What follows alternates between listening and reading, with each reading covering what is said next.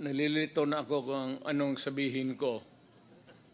Pero sabi ko kung if I'm lying or if my statements are falsely stated, or if there is an iota of magbigti ako. So, in the same manner na kung magbigti ako, si Trillanes dapat magsabay rin sa akin. Okay, duly noted of your thoughts, Mr. President. Former Senator Trillanes, you're recognized. Maraming salamat, Mr. Chairman. Ito pong dokumentong ito po yung naging basis ko nung plunder case na final ko kay Duterte noong 2016. At ito po ay inimbestigahan ng Ombudsman.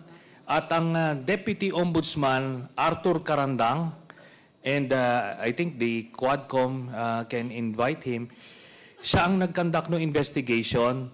Humingi siya ng dokumento sa AMLAC at kinonfirm niya. And because of that, tinanggal ni Duterte si Deputy Ombudsman. Now, aside from that, so pwede natin, suggested by Chairman Paduano, na yung AMLAC mismo, unless, since hindi naman na siya incumbent, ay pwedeng ma-access yun with the waiver. Pero we've been there before. Nagsabi na yan siya na magbibigay siya ng waiver. Puro bluff yan, pero hindi. Kaya nga, mas maganda kung ma-draft na po natin yan ngayon para papirmahan niya yan dito. No? Para wala ng alibay. Pero ito po, I'll be presenting later on, Mr. Chairman, a video of his actual admission of these accounts. No? So, ito naman pong mga cheque na in-encash, in-extract lang namin from that long list. Mga managers' checks po yan. Hindi nawawala sa system po yan.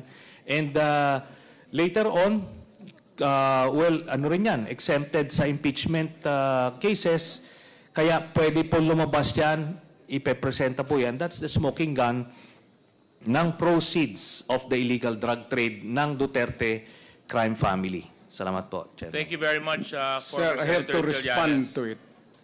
This guy President, is with all due respect, I'll have to follow the rules. Yeah.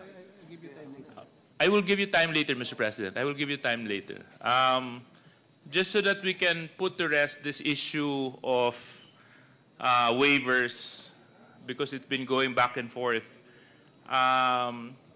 Will the former president be okay that if we draft the waiver now, that it be signed today instead of tomorrow? Will you be fine with that, Mr. President? Anong kapalit, sir?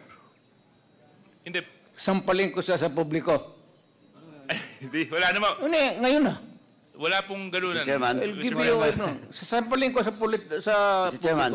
Session suspended. Session suspended.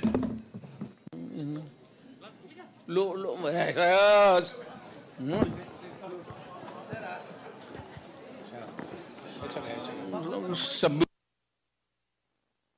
Order, please. Order.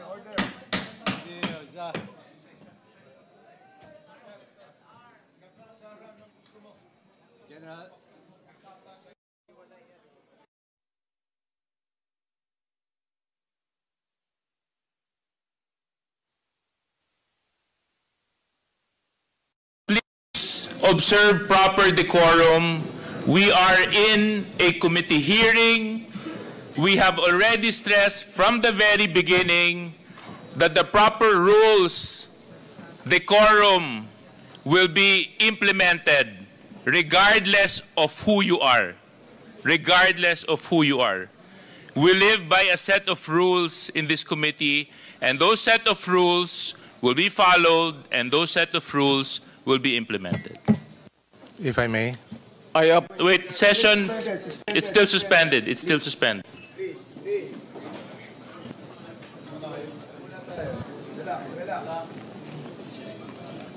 sorry ho.